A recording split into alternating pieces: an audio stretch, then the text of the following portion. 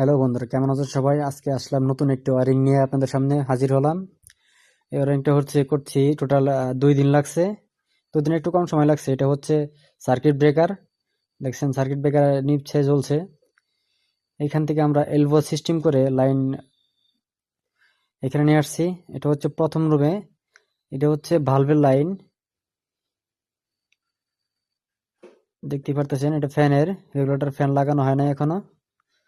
দেখতে পাচ্ছেন যে ফ্যান এখনো লাগানো হয় নাই। ওইখানে সিলিং রোজ দিয়ে লাইন করা হয়েছে এবং ওইখানে টি ব্যান্ড দিয়ে আমরা লাইন সংযোগ হভার করছি।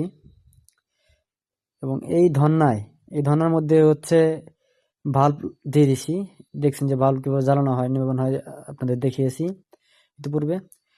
এখানে লাইন আমরা ওই সেম ভাবে লাইন আনার পরে হচ্ছে এখানে দেখেন অনেকগুলো বলা ছিল, কিন্তু বলার মধ্যে সংযোগ করা হয়েছে রিস্ক নিয়ে।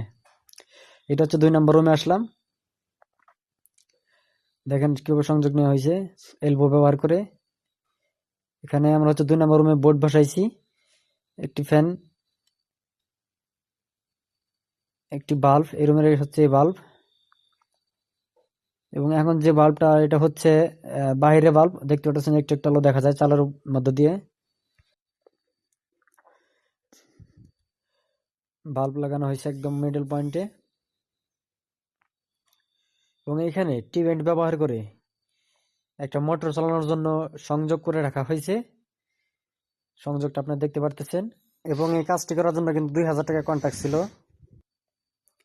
এখান থেকে ওয়াশরুমে লাইন নেওয়ার জন্য আমরা লাইন ট্রান্সফার করছি। এটা হচ্ছে ওয়াশরুমের লাইট। দেখতে পাচ্ছেন ওয়াশরুমের লাইট জ্বলছে এবং নিভছে সুইচটার মাধ্যমে। এটা হচ্ছে কিচেন, সরি, আগেরটা ছিল কিচেন, এটা হচ্ছে ওয়াশরুম। ওই একটু একটু আলো দেখা যায়। তো আমরা চলে যাব কি যে ওয়াশরুম এবং কিচেনের ভিতরে, দেখবো কিচেনের ভিতরে কি সংযুক্ত করা হয়েছে।